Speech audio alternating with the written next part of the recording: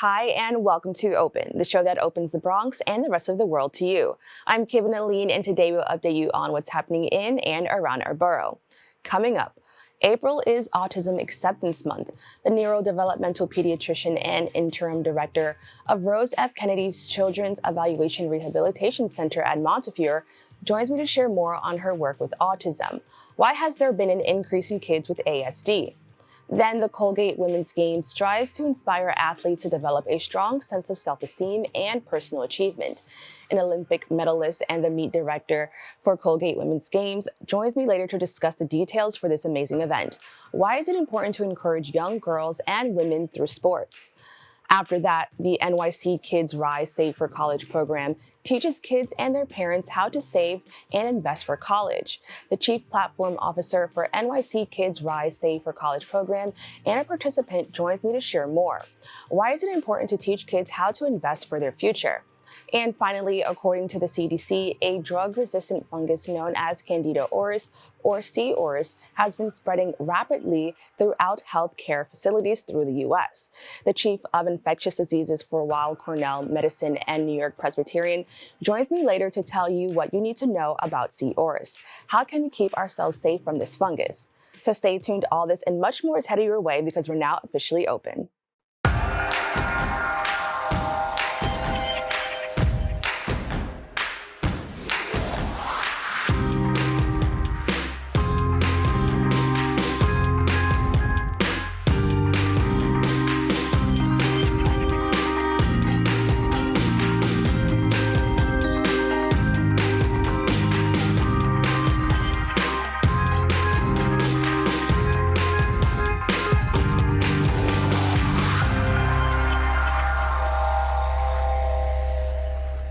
Hello everyone, I'm Kibin Alleyne, and today is Tuesday, April 18th. You are now watching Open, a program bringing the Bronx and New York City straight to you. Don't forget to stay connected with us via social media at BronxNet TV.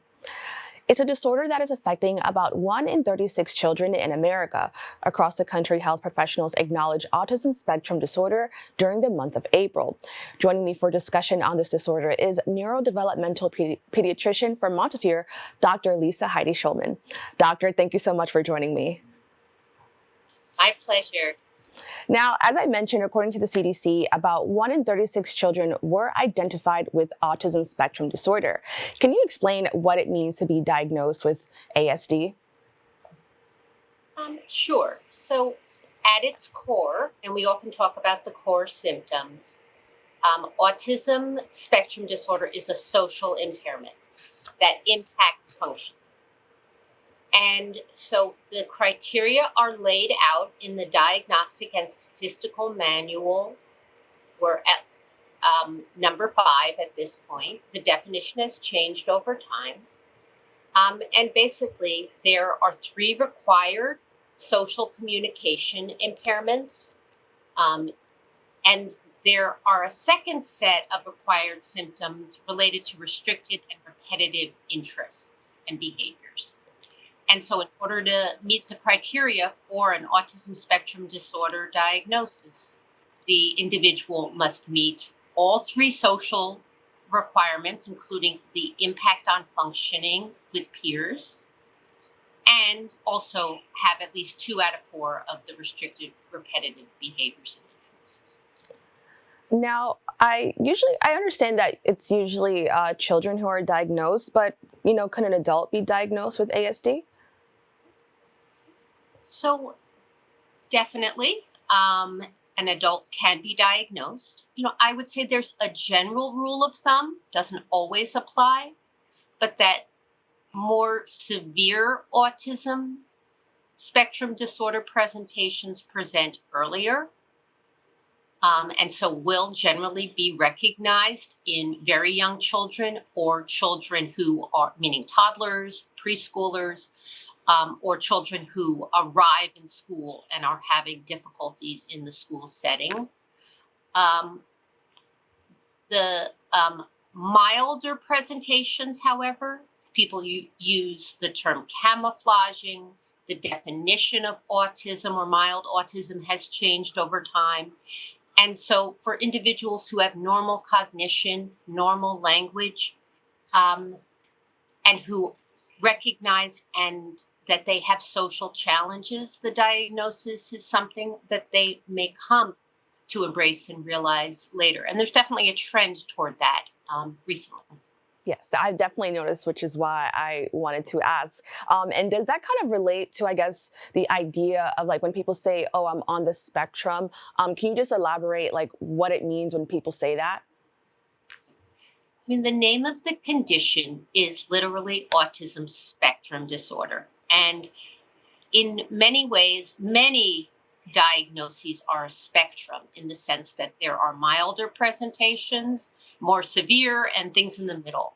But in many ways, autism is the spectrum. So when people say they're on the spectrum, they are referring to the fact that they have social impairment that impacts functioning. If they can articulate that they're on the spectrum, it generally means they are verbal. The spectrum is wide. The classic saying being, if you know one individual with autism, you know one individual. Everyone is so different.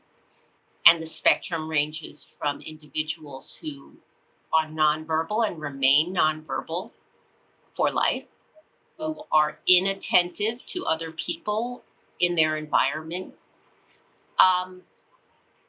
who have unusual behaviors and interests that are evident to everyone, to at the other end of the spectrum, individuals who are fully functional, but identify and recognize that their social weaknesses impact their functioning. Now, can you tell me about the autism program Relate? Okay, so in the 1990s, I know it sounds like forever ago, the program here at the Rose F. Kennedy Children's Evaluation and Rehabilitation Center at Montefiore was an early intervention program, and we have always had a diagnostic mission. And that was an era when children, a diagnosis of autism could not be made until 3 years of age.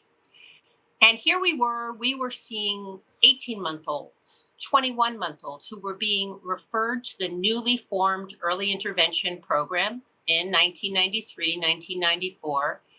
And they were here because they weren't speaking. They were very picky in their eating. They were walking on their tiptoes.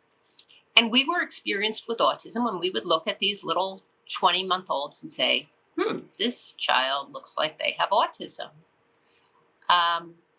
And our diagnostic mission drove us to basically say, this is an age at which we want to pick up on these social and communication difficulties because early intervention can make a big difference.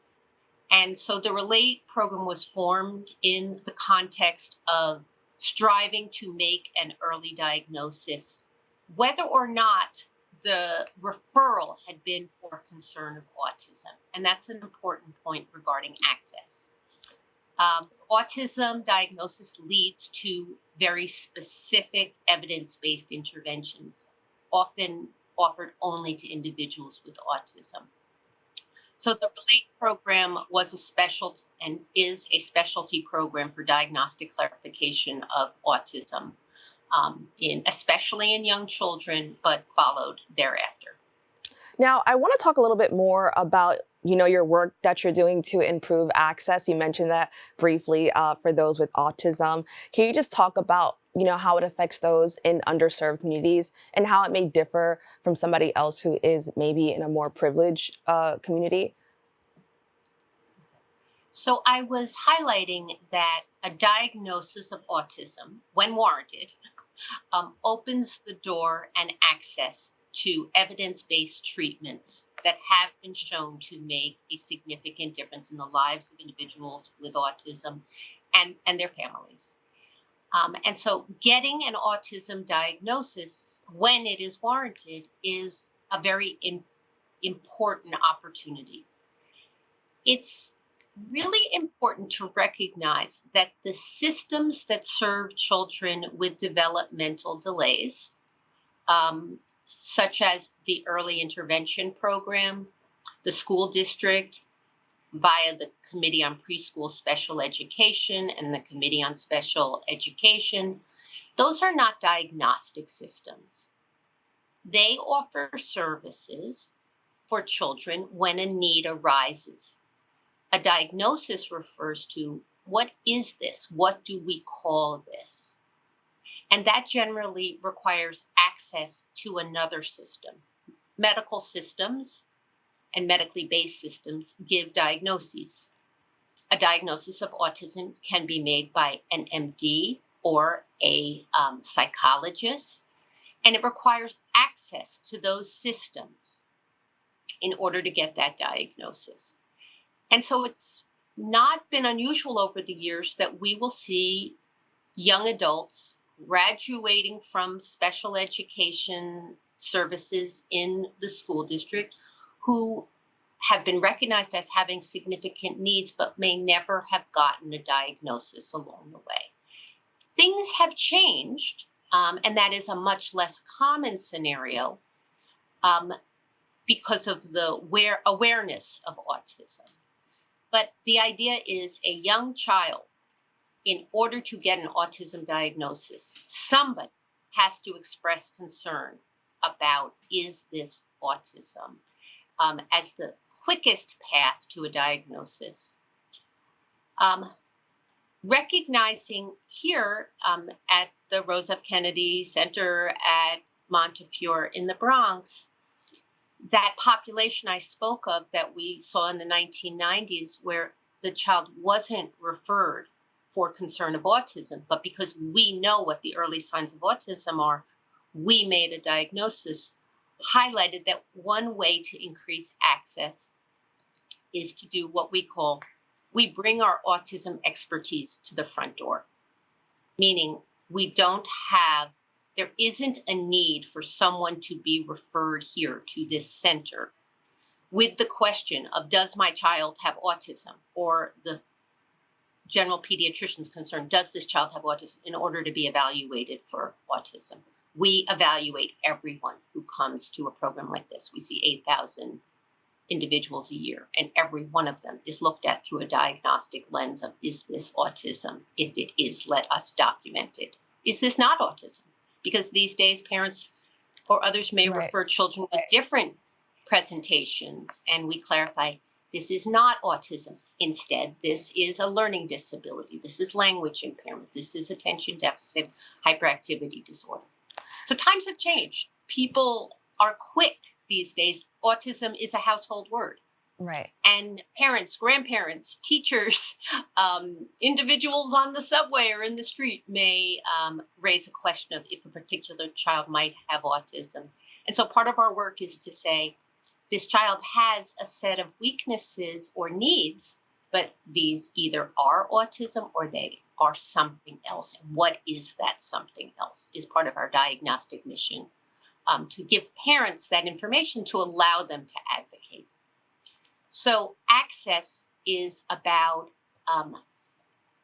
breaking down barriers. Mm-hmm. And so this concept of bringing our autism expertise to the front door is an important barrier that is broken down at this center. And I would say other approaches throughout the country are to make obvious diagnoses of autism when they are warranted, without additional testing beyond what is necessary.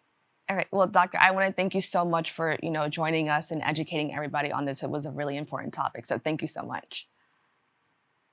My pleasure. If you would like to keep up with Montefiore and all of their efforts, please go to their website at www.montefiore.org or follow them on social media at Montefiore Peds. Don't go away. We'll be back with more Open right after this. Is it time yet? It's time. Come start time for dinner. Oh, terrible.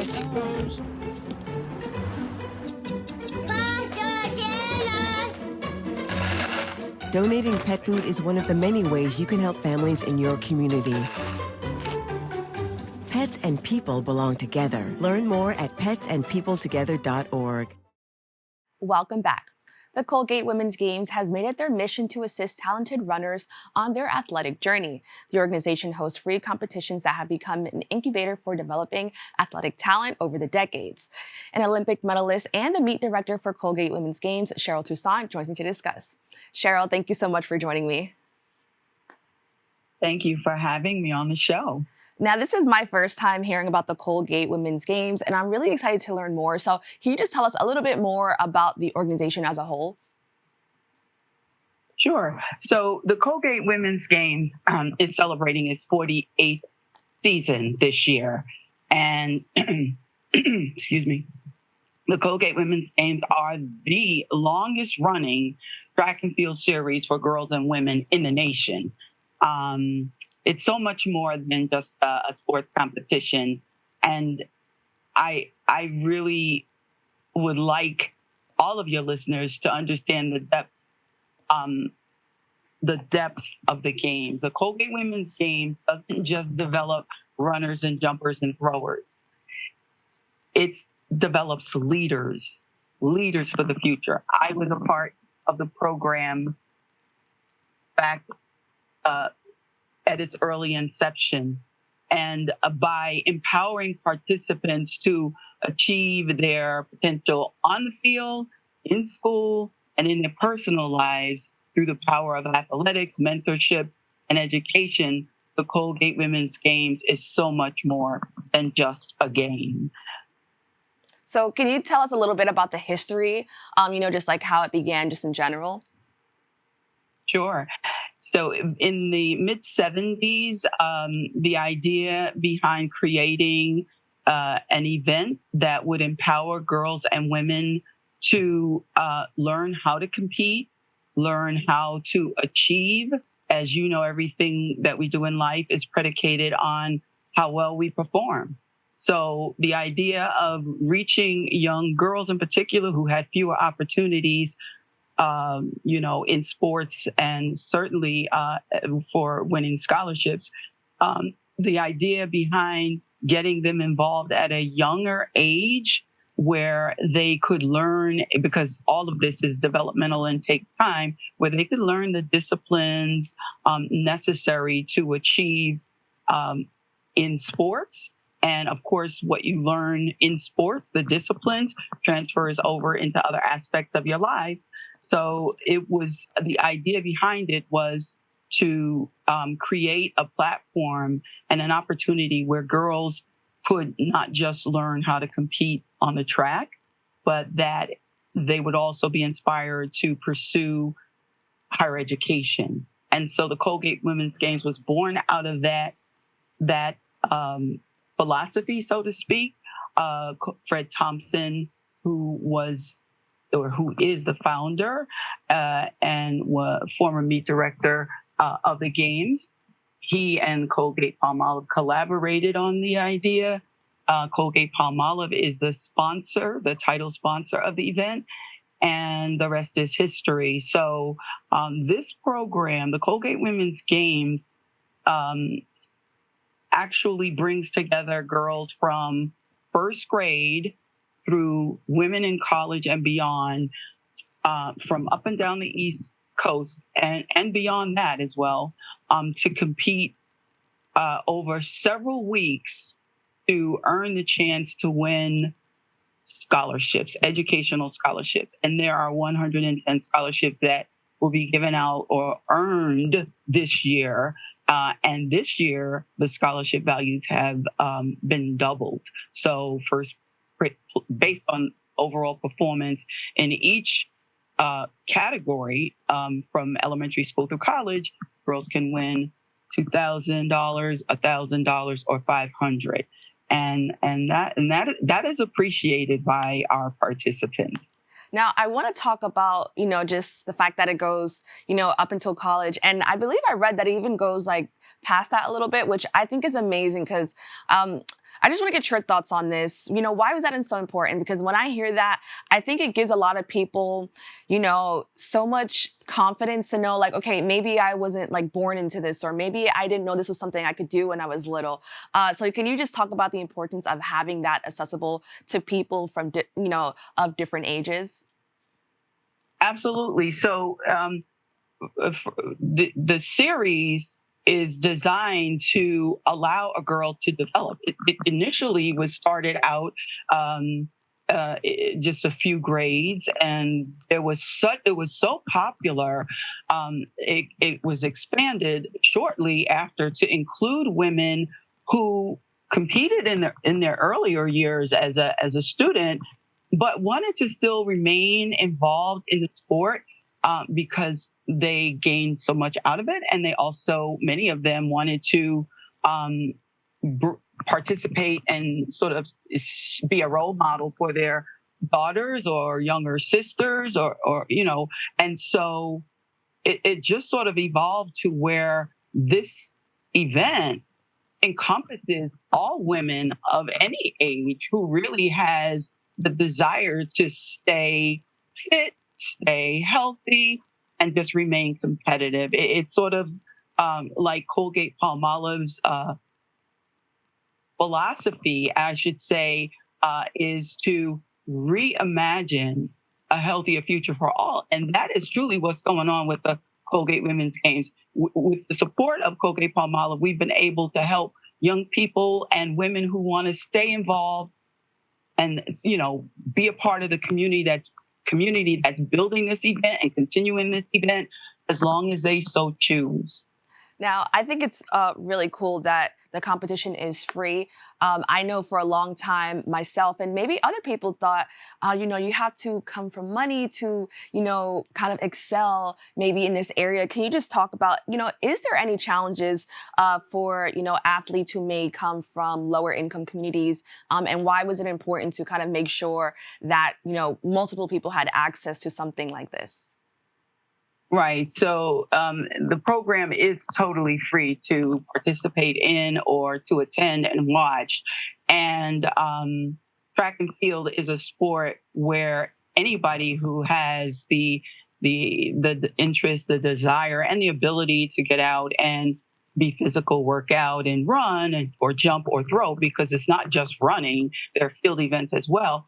They can be a part of this. There are no expensive gym fees or aside from, just training facilities, the cost to compete in the Colgate Women's Games is free. And so that is a really big thing for many of our young girls who come from families and backgrounds where it may be a challenge to be able to afford to pay to be a part of something like this. So, it kind of levels the playing field for girls who want to participate in organized sports and the Colgate Women's Games because they don't have those barriers in front of them. They can just go out and be a part of the competition. They do not have to be a part of a club, although most girls who get involved and who want to stay involved and want to get better, they do seek out coaches. And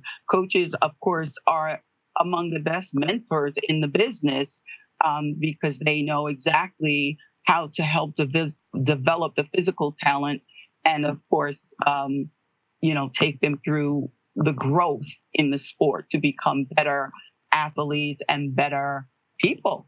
And, of course, with the Colgate Women's Games, the juggling act, the really serious juggling act, is to be able to make sure, or track and field in general, is to be able to make sure that you balance your athletics with your academics, because this is going on in real time while kids are going to school and having to do homework and study and all of this. So it's just really quite a lesson in learning how to navigate, manage challenges, busy schedules, and to remain positive and forward thinking in all of this, because all of it's a process. Right.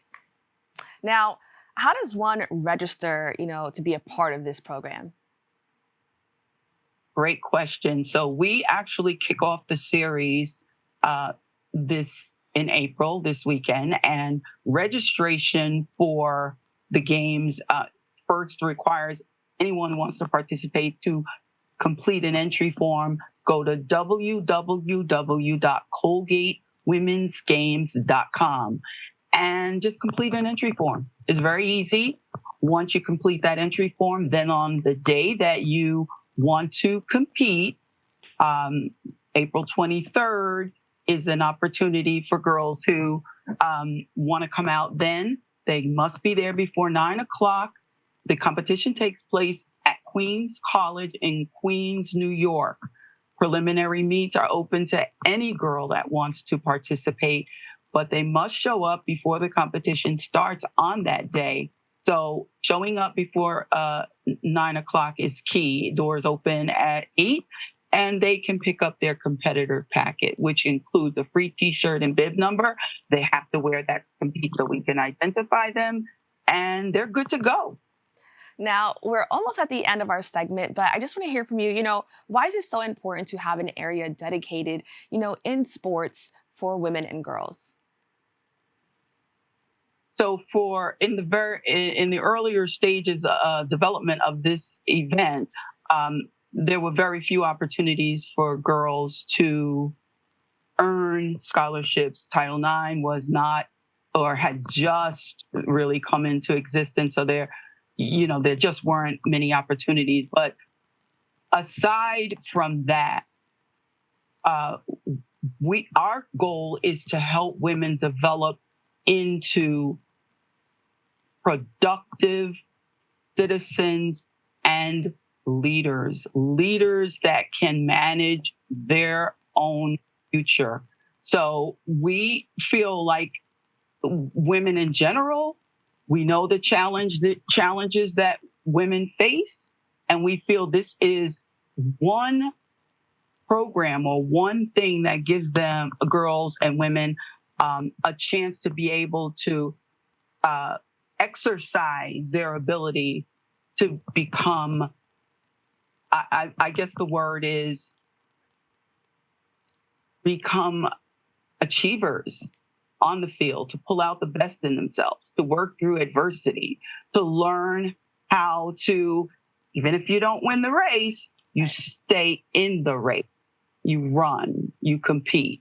And so this event allows, and that's why I believe so many women stay involved with this event, because they want to be able to continue to exercise that. It's an ongoing process.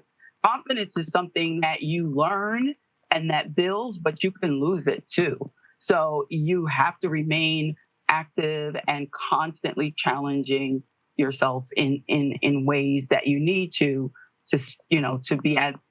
be able to perform your best. So that's why the Colgate Women's Games are important. And it teaches young girls over time that it is a process, and that stick with it, because you will see positive results. And there's tons of encouragement from the older women and for the younger women to encourage them to stick with it. So it's a wonderful community that's friendly, that's fun, and the competition is fierce, but it's very healthy. Well, Cheryl, thank you so much for joining us. I really appreciate you taking the time to talk about this. My pleasure. Thank you for having me on your show. To find out more about the 48th Annual Colgate Women's Games, please go to their website at www.colgatewomensgames.com/the-games. Stay tuned. We have more open for you right after this.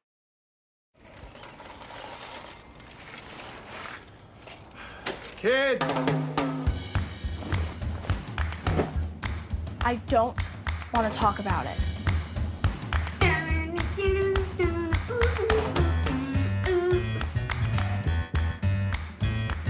I don't want to talk about it.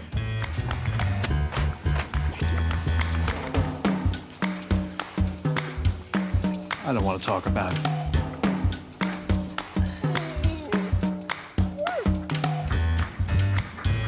I don't want to talk about it.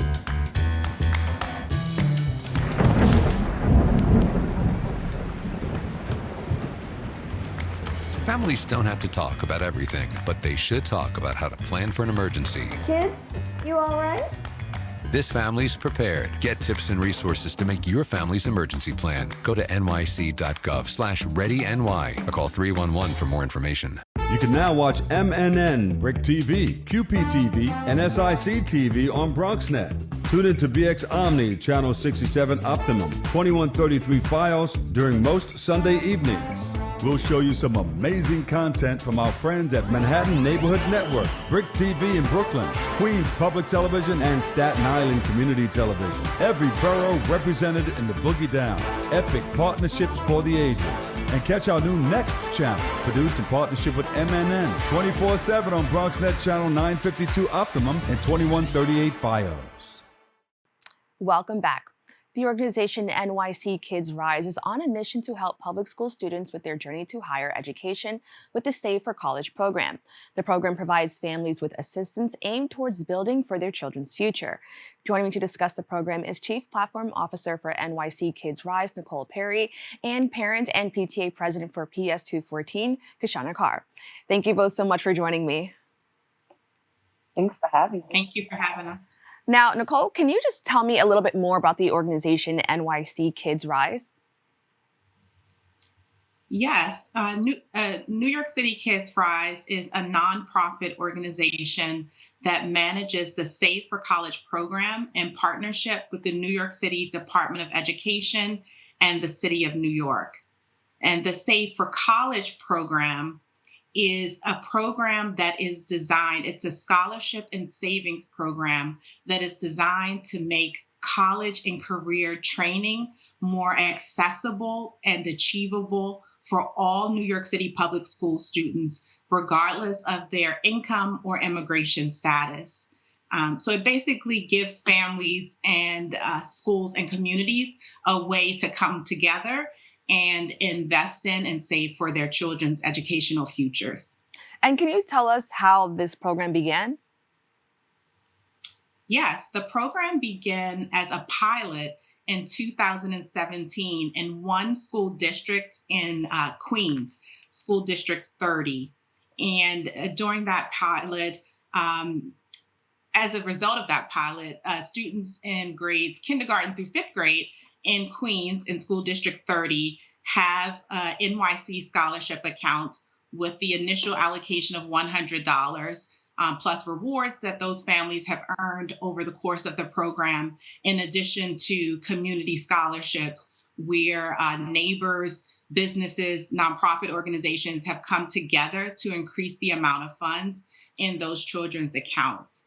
Today, or last school year, the program went citywide. So as of today, there are more than 145,000 students across all 5 boroughs with an NYC scholarship account who are participating in the program. And 28,000 of those students are in the Bronx. Wow. Now, Kishana, as a parent and, someone who's very involved in education, what drew you to this organization and this program? Well, our parent coordinator at our school, she set up an event with New York City Rise, and I found out about it through her. And I was really excited because as a mother of 5, it's very difficult to think about having to start their college journey. So when I found out that I would have an assistance with my 5-year-old who's in kindergarten, getting him set up for a program like this, it was like the best news ever. It's a burden off of my shoulders. And I think it's pretty amazing that it starts so early. Nicole, can you just briefly just tell us, why it's important to start, first grade kindergarten? Yeah, it's never too early to start saving for our kids' futures. And, college is getting more and more expensive. And so just starting early, starting saving early is really important. Also, it's important to start to set the expectation for more students that college and a career after high school is something that they can dream big about. And we want to support them on that journey. Now, Nicole, kind of expanding on that, can you just talk about, some challenges kids in New York City public schools face, making it a little bit more challenging to prioritize college? There are a number of challenges that families face when they're thinking about going to college. Some of them are systemic barriers. And as I mentioned, the cost of college is getting more and more expensive. And families feel like it may not be something that they can afford for their families, or when they do end up going to college, they take on significant debt to pay for their college education. They also, for some families, they may not think that, going to college is something that they should be even striving for.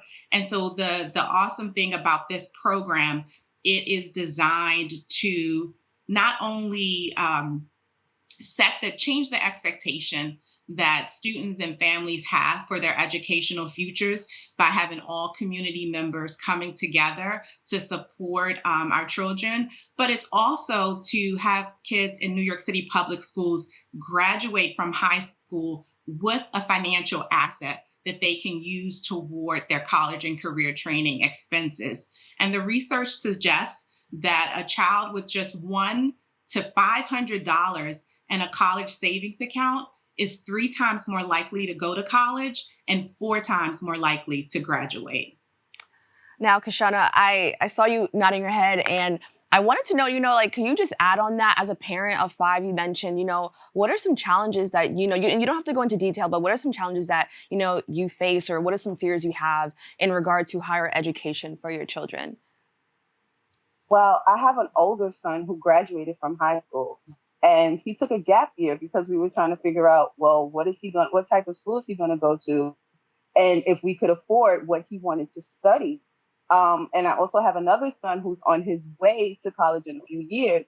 So when you start seeing how these finances start to build up, you want to make sure that you set your children with the proper stability and the proper foundation to be able to have that future goal where there's no endless, there are no limitations. And with this, to have someone to help, set up their college funding, it is a great thing. It helps me take off the financial burden of, yes, I have someone to help me with my younger son so that I don't have to worry about my older son. Him going through the same things as my older son, and also worry about, like the loans, you going into debt and things of that nature. Now, Kishana, can you tell us, what resources, other parents who are interested might receive when they, join or become a part of this program? Well, one of the main things that they do is outreach. They come to the schools and they show you exactly how to sign up for the program. And when you do sign up for the program, they send you this lovely kit where it has all the information inside to tell you about how to continue with the program as well. And so it's very self-explanatory. Once you sign up, it goes through with you to help you understand. And it's just so wonderful. You can call them anything so that they can help you understand if you have any questions. They're very accessible. Now, Nicole, what are the requirements to join, and how can people participate? The Save for College program, the way it's designed, when a child enters kindergarten in a New York City public school, they will automatically receive an NYC scholarship account with an initial allocation of $100, and they have the opportunity to earn more funds in that account in rewards. So this is automatic unless a family chooses not to participate. Their child will automatically be enrolled. Across the city now, kindergartners and first graders are eligible to participate in the program. And so we encourage families in the Bronx in kindergarten, with students in kindergarten and first grade, they can go to nyckidsrise.org/activate to activate and view their child's NYC scholarship account. Now, Nicole, you also mentioned that there was some career training. Can you talk a little bit more about that, and why was that important to include in this program? Yeah. The funds in the NYC scholarship accounts are invested in a New York State 529 plan account. And the funds in those accounts can be used for a traditional four-year college, but they also can be used for community college, at an eligible institution for vocational and training programs, and also for some apprenticeship programs. We know that going to a 4-year traditional college is not the path that everyone is going to take. And there are multiple paths to economic stability and prosperity. And so we wanted to make sure that there are multiple options that students can use with these funds. It could go towards tuition, room and board, some books, things that may not be covered by a traditional scholarship. Now, I have a question for the both of you, and it doesn't have to be super long, but, can you just talk about how the program encourages communities to participate in efforts that will support kids? I think even, I don't have any kids, but I do want other children to go to college. And, how does this become more than just a family thing, and it's just like a community thing? And Nicole, we could start with you. Sure. One of the exciting aspects of the program is called community scholarships. And this is an opportunity for community organizations, neighbors, houses of worship, community-based organizations, businesses to come together and visibly and tangibly support the kids in their neighborhoods. And they're able to fundraise or contribute funds to a group of scholarship accounts for a designated group of students. This is an amazing way to show families that they're not in this alone and that we are all here to support them on this journey. To date, through the program, we've done more than 20 community scholarships that are driven by community members and philanthropy. And even in the Bronx, there have been several community scholarships for students at various elementary schools and in neighborhoods in the South Bronx. And families can go and view their accounts and see those funds that have been set aside in those accounts for their children's educational future. And they can also, of course, reach out to New York City Kids Rise to learn more about community scholarships and how they can contribute to those accounts. And Kishana, can you just quickly tell us, your thoughts on that? And just how does it feel to have this support? Well, it feels great to have the support, and it also brings the support and community amongst the parents because we can trade information and we can share this information with other parents. A lot of times parents don't want people in their business and knowing their financial situations, and they feel like there's no hope in sorts of getting their children a higher education. But with this program, we're able to come together and share the information with each other and build our community.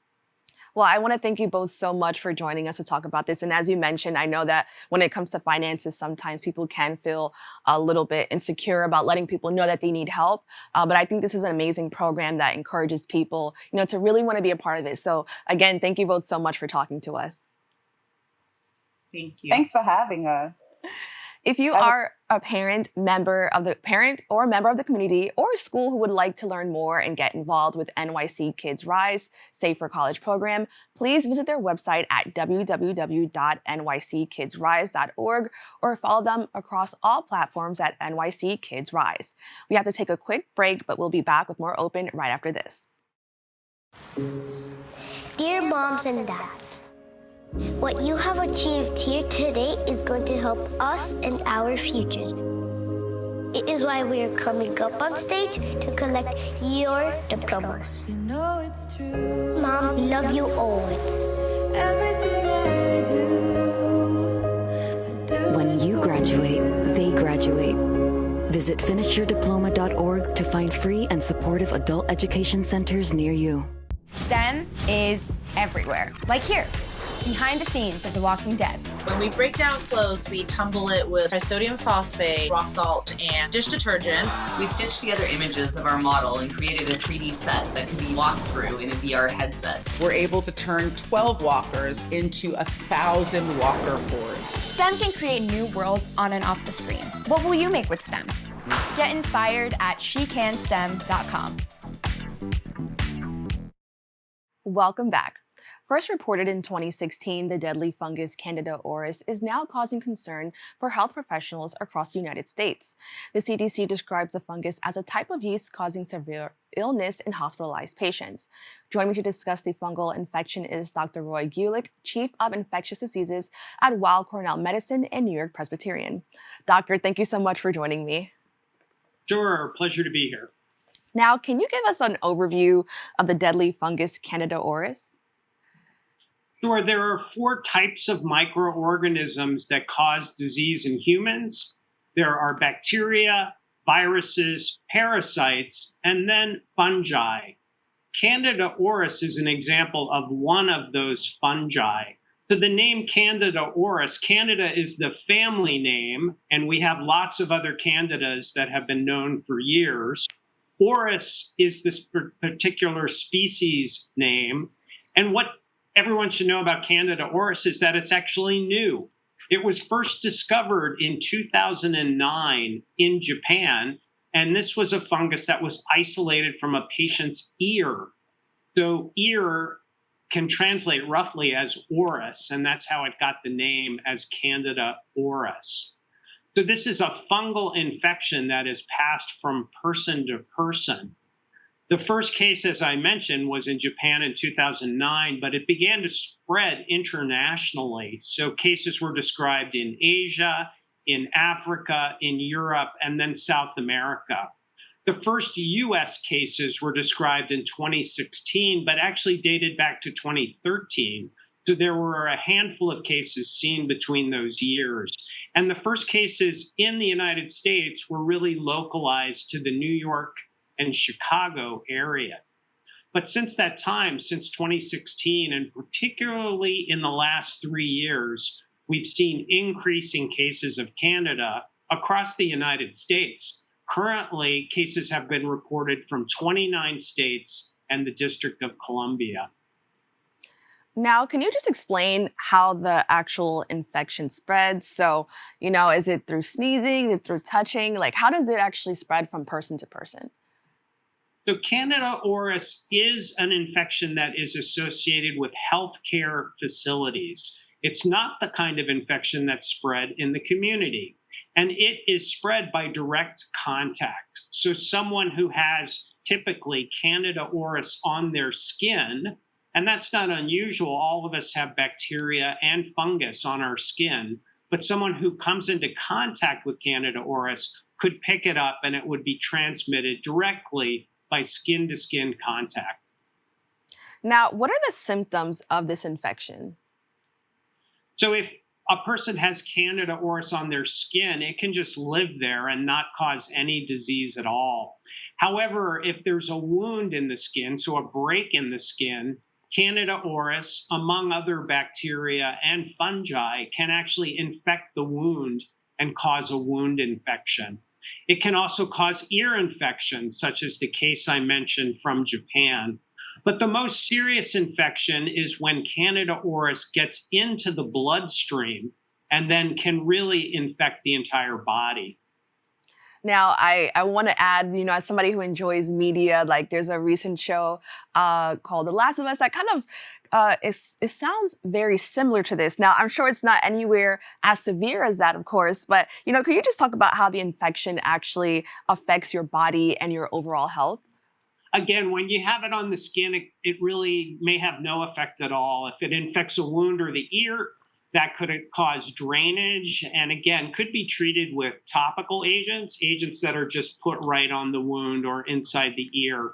But the most serious infections that Candida auris causes are when it enters the bloodstream. That becomes a total body illness and can result in fevers, sweats, and in the most severe cases, even drops in blood pressure, and it can be life-threatening in those cases.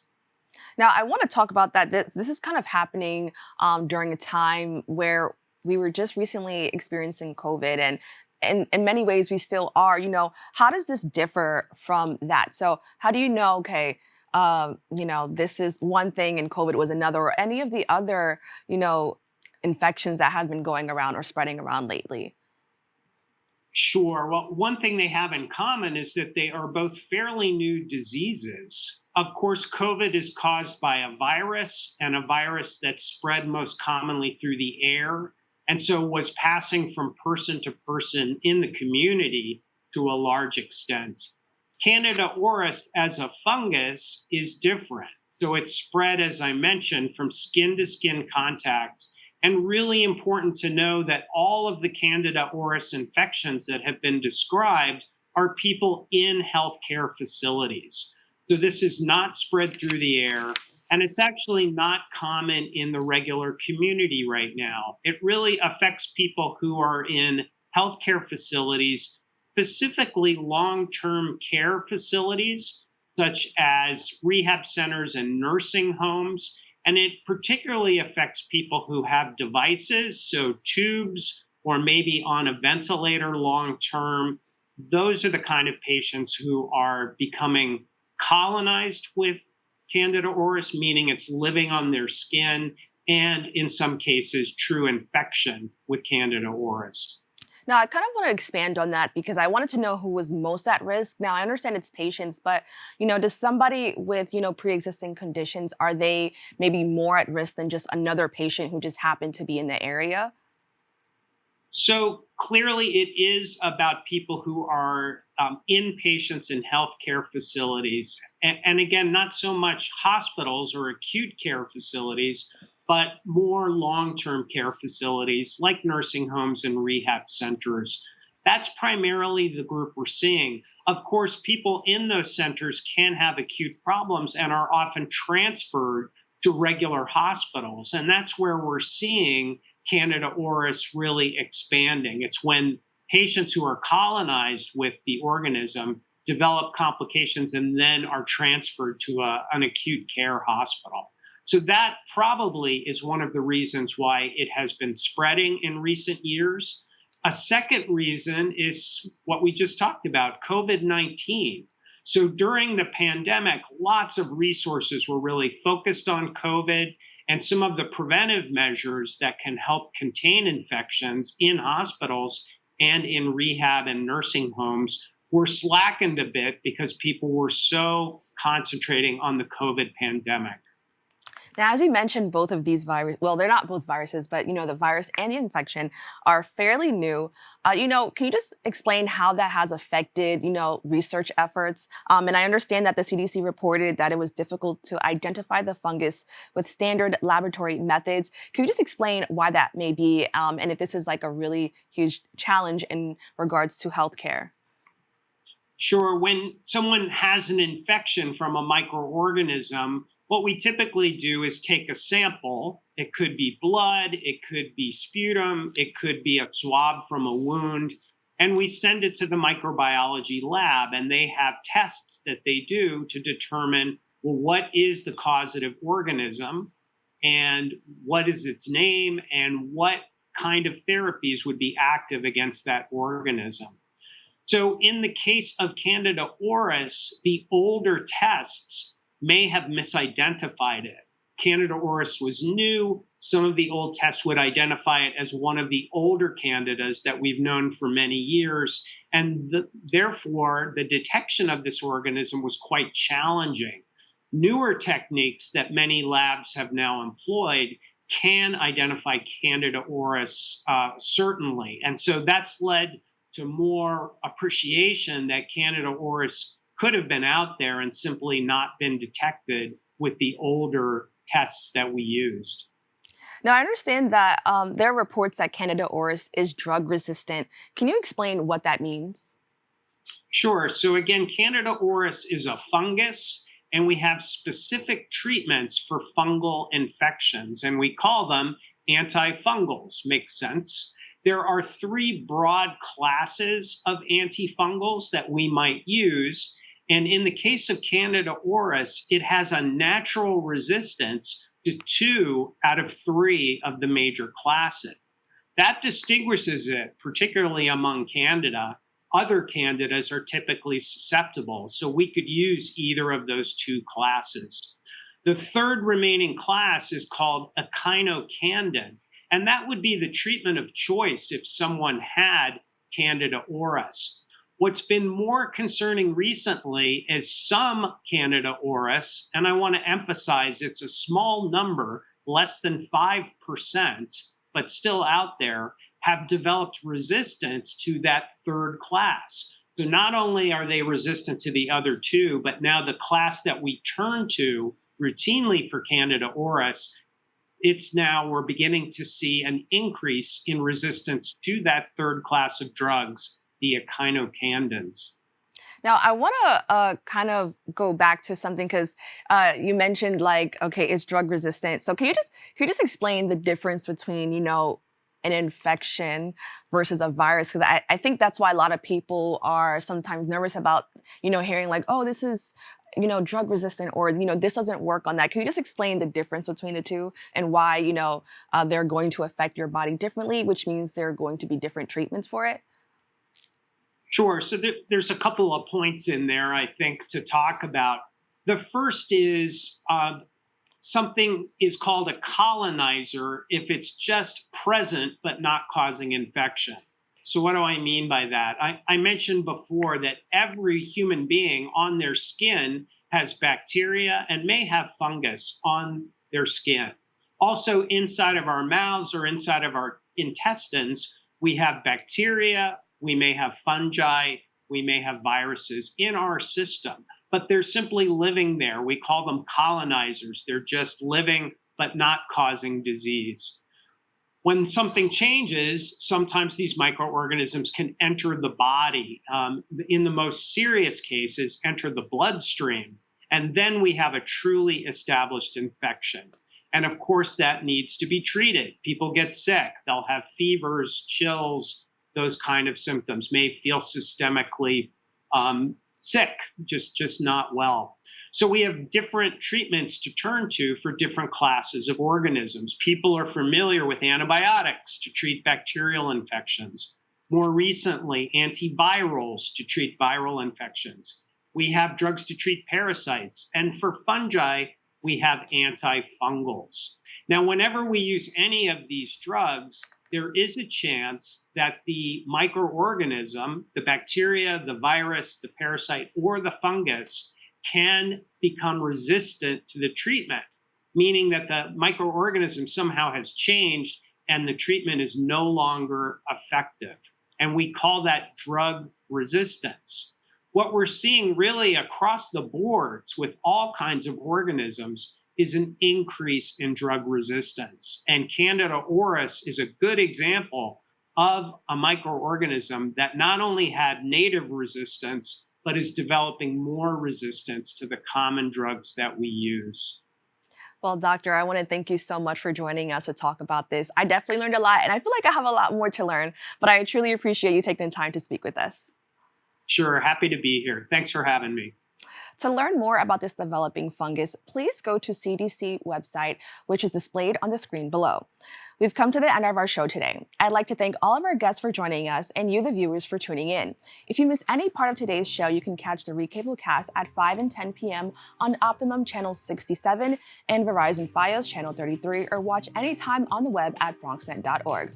I'm Kibin Alleyne, wishing you and yours safety and wellness now and always. See you next time.